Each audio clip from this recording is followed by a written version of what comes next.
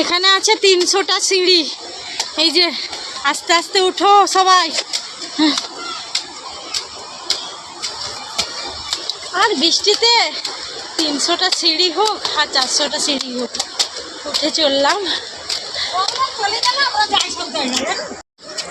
300টা সিঁড়ি হোক আর 400টা সিঁড়ি হোক, উঠতে তো হবেই, এসছি যখন ঘুরতে। অনেকক্ষণ লাগে ভিডিও বানাতে। দেবগুন্ডের সিঁড়ি, অন্যান্য